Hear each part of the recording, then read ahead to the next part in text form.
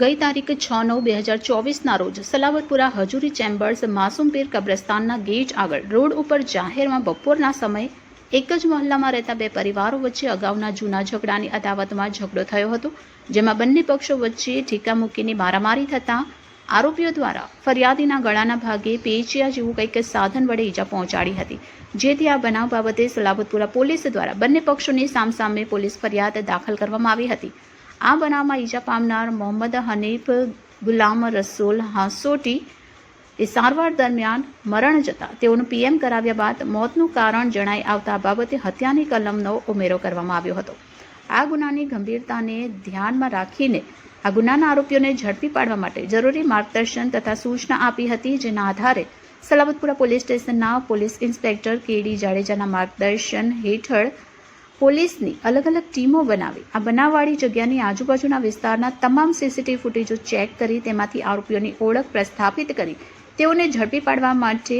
Human સોર્સિસના આધારે વર્કઆઉટમાં પોલીસની team હતી। તે દરમિયાન ગુનામાં સંડોવાયેલા 4 આરોપીઓને ઝડપી પાડવામાં આવ્યા છે અને તેઓને ગુનાના કામે અટક કરી આગળની કાયદેસરની કાર્યવાહી હાથ ધરવામાં આવી છે।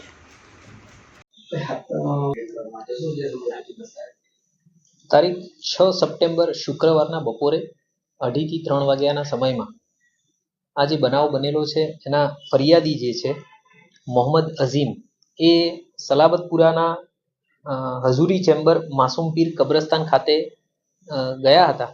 અને ત્યાંથી બહાર નીકળી રહ્યા હતા ત્યારે આ જે બનાવના આરોપી છે વસીમ શેખ અને તેના પિતા મોહમ્મદ આરીફ શેખ એમણે જૂની અદાવતમાં આ બનાવના ફરિયાદી નઝીમ ઉપર હુમલો કરેલો હતો। અઝીમ ઉપર હુમલો કરી અને એને ઈજા પહોંચાડી હતી, જેના કારણે થઈ અને અઝીમને તાત્કાલિક હોસ્પિટલ લઈ જવા પડ્યા। ત્યારબાદ આ અઝીમના ભાઈ અને એના કાકા એ બંને એ સ્થળે આવી અને આ જે આરોપીઓ છે એમની સાથે વાત કરી રહ્યા હતા કે કેમ આ રીતે મારામારી કરો છો, અને એ બાબતની એમને સમજ કરી રહ્યા હતા આવું કંઈ ન કરવા માટે। એ દરમિયાન આ લોકોએ તેમની ઉપર પણ હુમલો કરી દીધેલો અને જે આ બનાવમાં ભોગ બનનાર છે અઝીમના કાકા મોહમ્મદ હનીફ ગુલામ રસૂલ હાંસોટી એમની ઉપર એમના ફેસ ઉપર મુક્કા માર્યા અને એમને ગંભીર ઈજાઓ પહોંચાડી હતી, જેના કારણે તેમને હોસ્પિટલાઇઝ કરવામાં આવ્યા હતા અને આ હોસ્પિટલાઇઝ કરવામાં આવ્યા એ દરમિયાન તેમનું અવસાન થયું। જેથી આ જે બનાવ છે એમાં